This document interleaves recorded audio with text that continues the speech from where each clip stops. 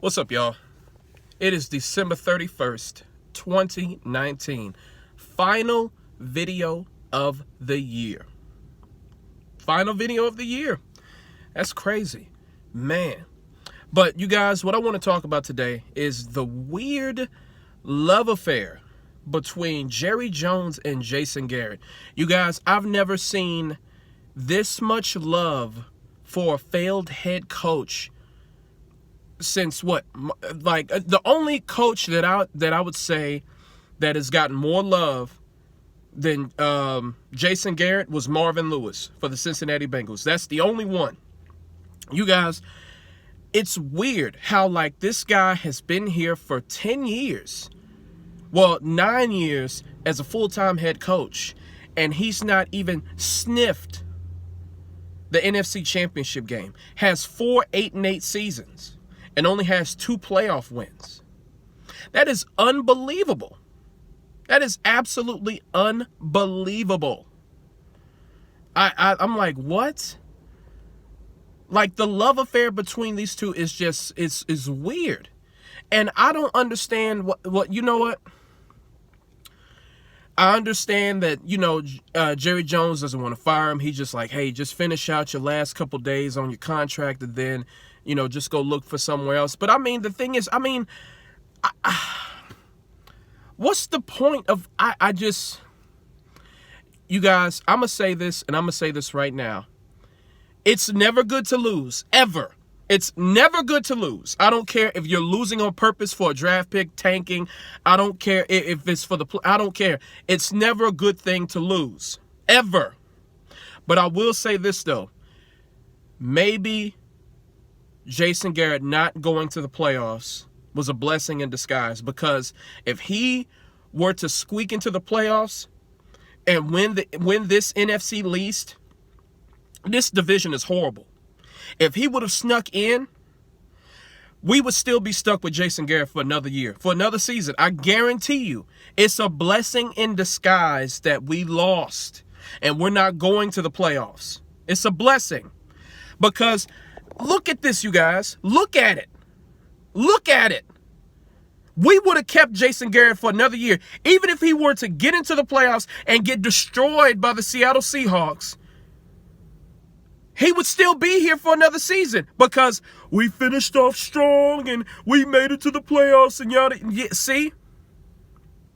They're having a hard time letting him go, and he went 8-8 and missed the playoffs. Just imagine if he were to make it. Just imagine if he were to beat the Eagles and then get into the playoffs. Oh, my God. Jerry Jones would have probably gave him a new 3-year deal. So it's a blessing in disguise that we lost and had a shitty-ass season so we can finally get him the fuck out of here. How many 8-8 seasons does it take to get this guy out of here?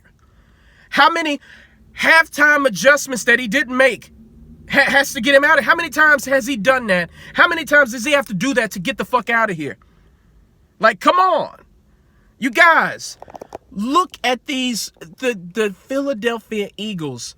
As horrid as they are, their head coach got them into the playoffs with a practice squad. With the practice squad.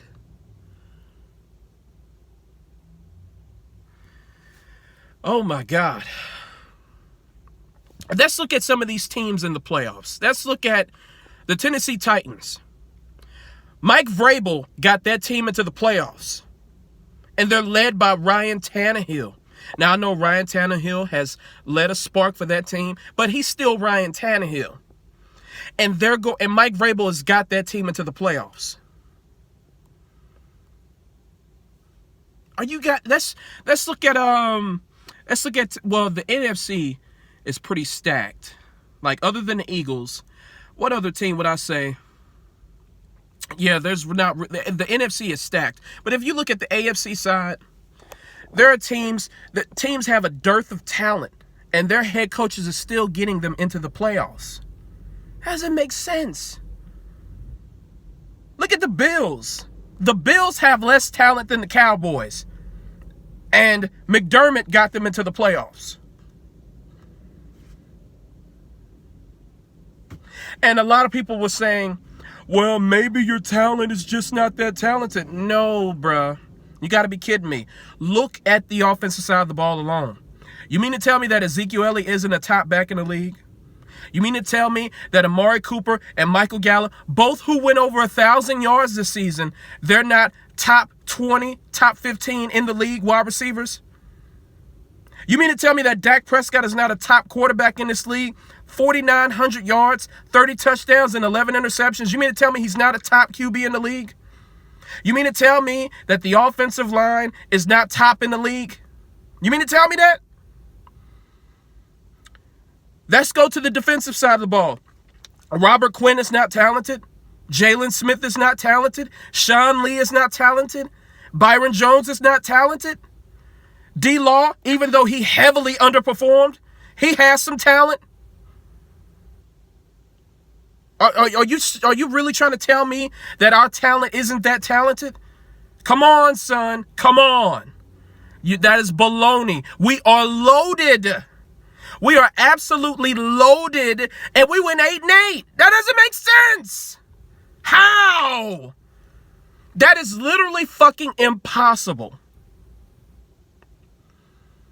We were relatively healthy all year. That's what's so embarrassing about this whole thing. You got the fucking Philadelphia Eagles suffering from Ebola and AIDS and shit, but the Cowboys are healthy. And we still miss the playoffs. How does that happen? How does that fucking happen? It's the coach. And Jason Garrett has this weird, he has this weird thing with Jerry Jones where Jerry Jones simply don't want to fire him. I don't know. What is that about? What is that about? I don't know. I don't know. This is weird. And if we were to sneak into the playoffs with this mediocre coach and this NFC least, he would still be here. They would probably sign him for another 3-year deal. Whoo, man. This is incredible. This is absolutely incredible. In my Magic Johnson voice. This is incredible. You guys follow your boy on Instagram, Gerard John 1991. That's JARROD JOHN 1991. I'm gonna catch you guys later. And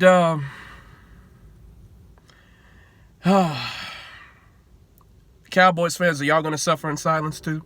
Just like me?